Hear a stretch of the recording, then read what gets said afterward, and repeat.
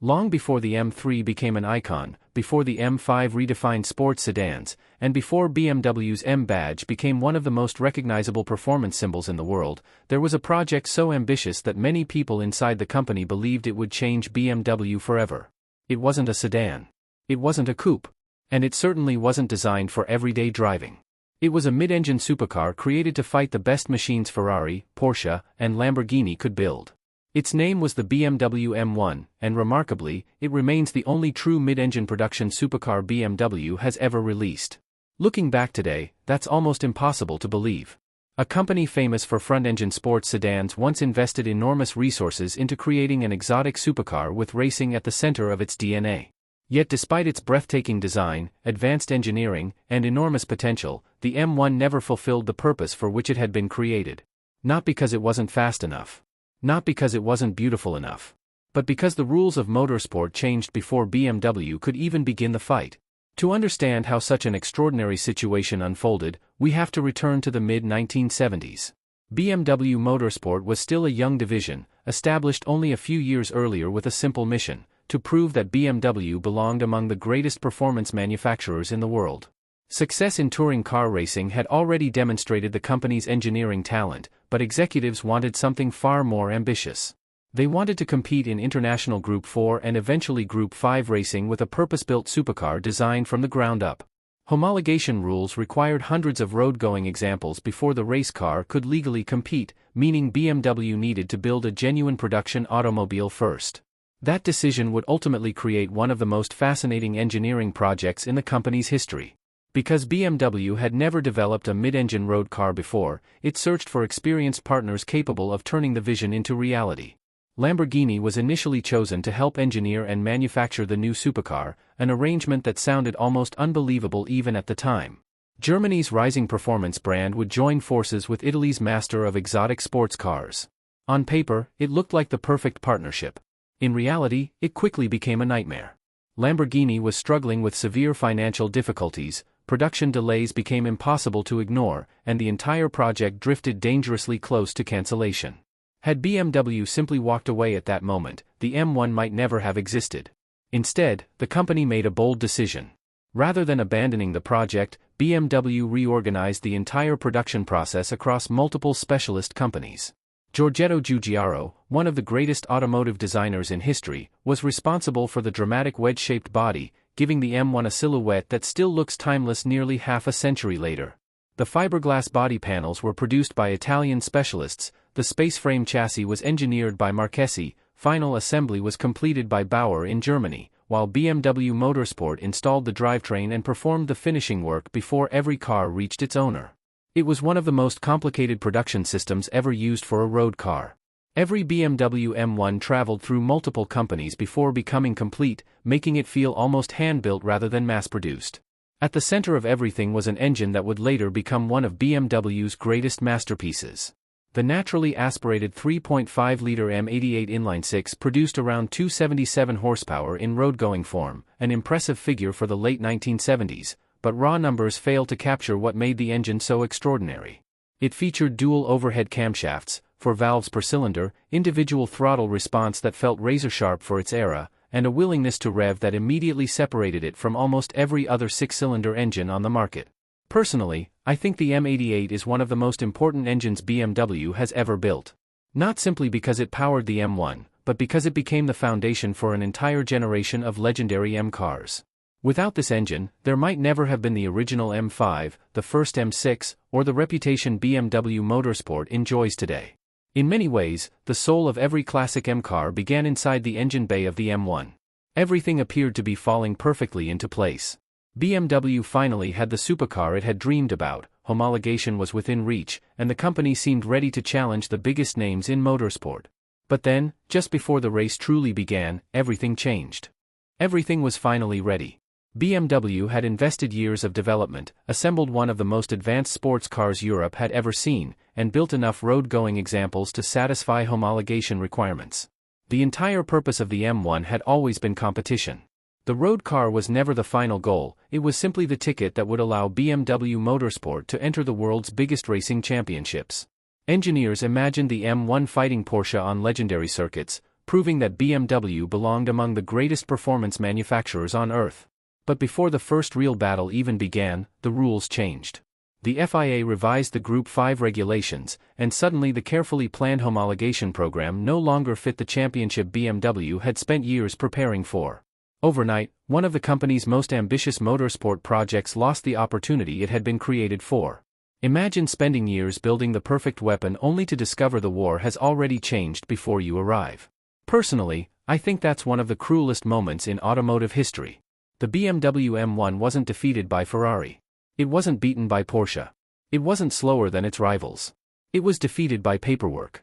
Faced with a disaster that threatened to waste the entire project, BMW refused to surrender. If the existing championships could no longer provide the stage they wanted, they would simply create a new one. And that's exactly what happened. In 1979, BMW introduced the extraordinary Procar Championship, one of the most unique racing series ever organized. Before selected Formula One Grand Prix weekends, the world's greatest Formula One drivers climbed out of their single-seaters and into identical BMW M1 Procars. Suddenly fans could watch Niki Lauda, Nelson Piquet, Alan Jones, Didier Pironi and many other racing legends competing against each other in exactly the same machinery.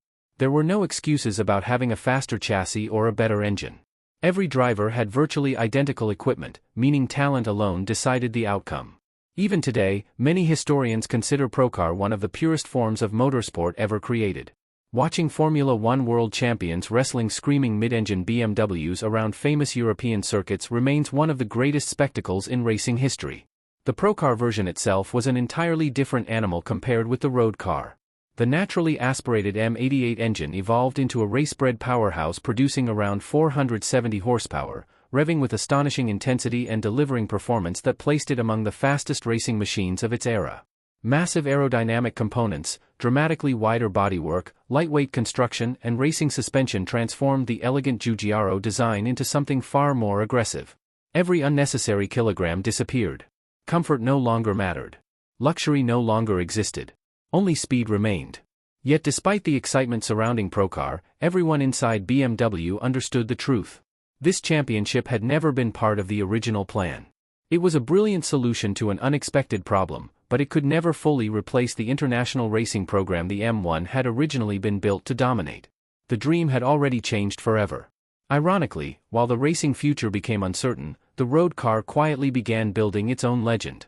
Journalists who finally experienced the M1 discovered a machine unlike anything BMW had produced before or since. The seating position was low and purposeful, visibility was surprisingly good for a mid-engine supercar, and the balance through corners felt incredibly natural. Unlike many exotic Italian rivals that demanded constant attention and punished small mistakes, the BMW M1 felt precise, predictable and confidence-inspiring. It was still brutally fast for its era, but it never felt intimidating. That combination of German engineering discipline and supercar performance created a driving experience that was completely unique. Then there was the engine. Even decades later, enthusiasts still describe the M88 as one of the greatest naturally aspirated inline-six engines ever created. It delivered power progressively, encouraged drivers to explore the upper reaches of the rev range, and produced a mechanical soundtrack that was unmistakably BMW Motorsport.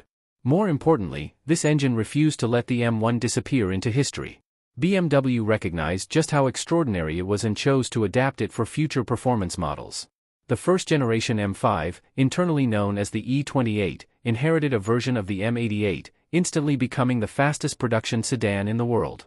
Soon after, the first M635 CSI, known in some markets as the M6, received the same engineering philosophy. Suddenly, the spirit of the M1 began spreading throughout the BMW lineup. That's why I believe the M1's greatest achievement wasn't the races it won or the records it set. Its greatest achievement was giving birth to the entire DNA of BMW M road cars. Every naturally aspirated M engine that followed, every legendary M5, every iconic M coupe, and every generation of enthusiasts who fell in love with BMW Motorsport owe part of their story to the machine that almost never fulfilled its original purpose. Sometimes the most important victories aren't measured by trophies. Sometimes they're measured by the legacy left behind. And in that respect, very few automobiles have changed a company's future as profoundly as the BMW M1. The BMW M1 never fulfilled the destiny it was originally created for. It didn't dominate international endurance racing. It didn't build decades of motorsport victories like Porsche's 911. And it never became the beginning of a long line of BMW supercars. In fact, more than 40 years later, it remains the first, and still the only, true mid-engine production supercar BMW has ever built. On paper, that might sound like a failure.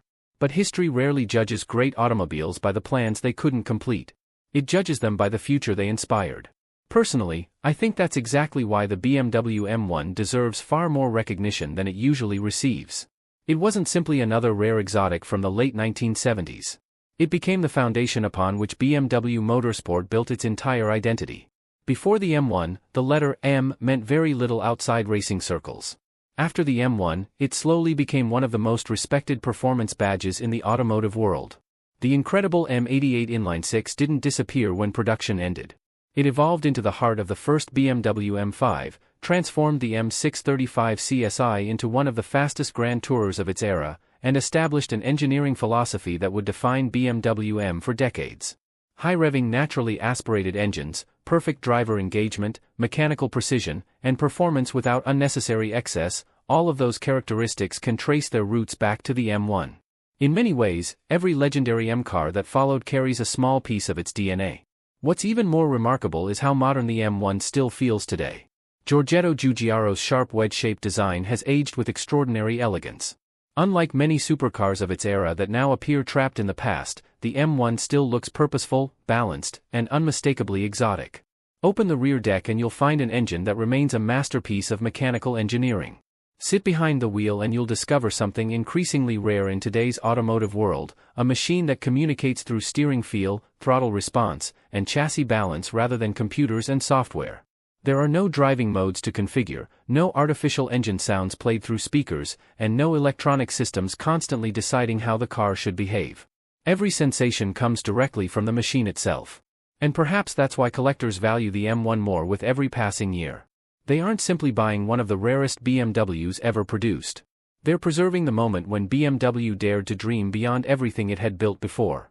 A company famous for sports sedans took the enormous risk of creating a genuine mid-engine supercar, not because the market demanded it, but because its engineers believed they could compete with the very best in the world.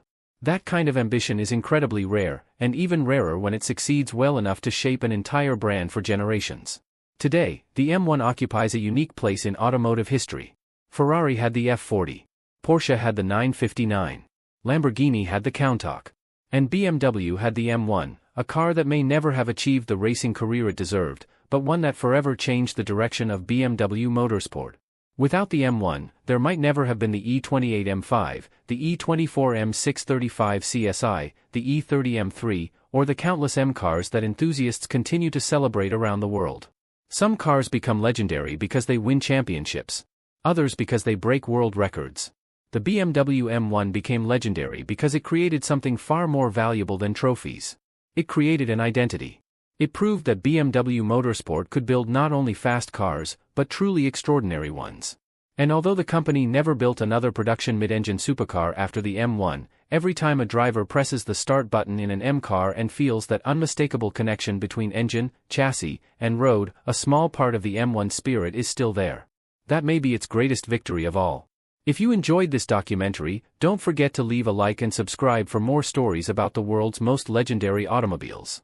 Every subscription helps the channel continue bringing these incredible automotive stories back to life. And now I'd love to hear your opinion. If BMW decided to build another true mid-engine supercar today, should it stay faithful to the philosophy of the original M1, or should it embrace a completely new direction? Let me know your thoughts in the comments below. Thanks for watching, and I'll see you in the next documentary.